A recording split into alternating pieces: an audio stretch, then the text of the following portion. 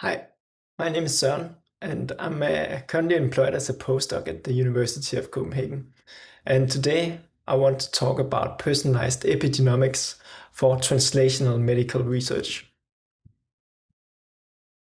Every cell in the human body contains the same DNA sequence, but we can agree that they look completely different. A cell here in my eye and a skin cell in my finger, they look different and they perform very different functions.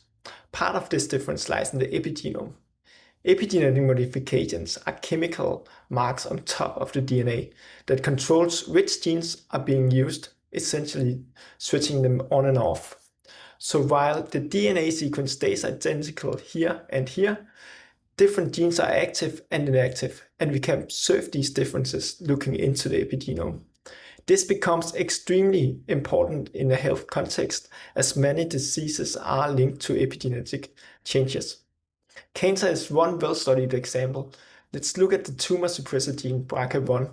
So BRCA plays a crucial role in maintaining genomic stability and preventing breast cancer. It can, however, become dysfunctional for several reasons.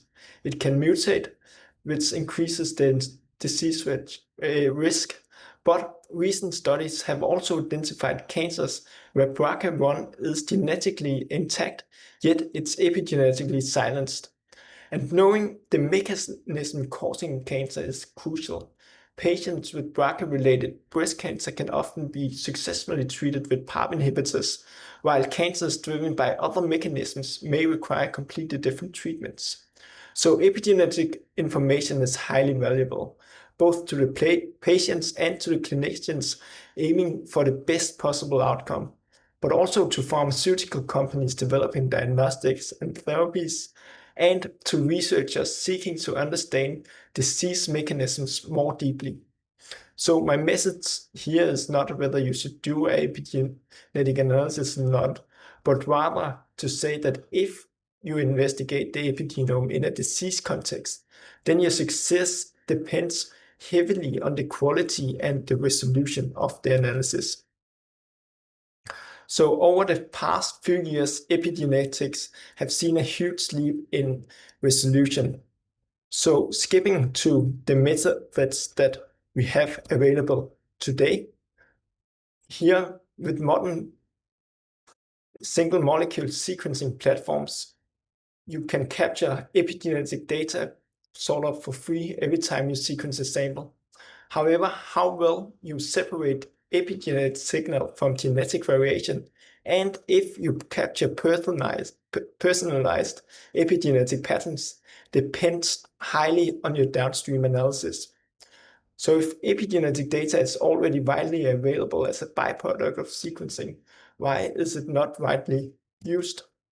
I asked this question to a scientific product manager from our sequencing provider and received this very honest answer. Epigenetics is still not something we sell very much of, partly because it's computationally heavy, but even more so because there aren't many customers for it yet. This highlights both the unmet need and the pre-competitive timing of the project.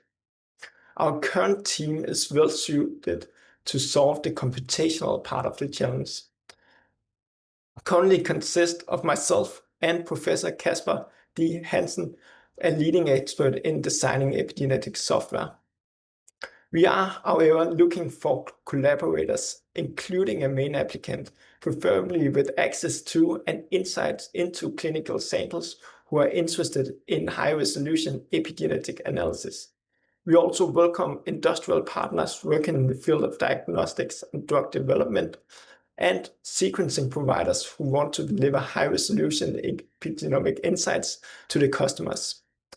So if this sounds like you or your organization, you can learn more about the project at my post, but it might be easier simply to reach out by email, and I'll be very happy to discuss. So thank you very much for your 4 minutes of attention.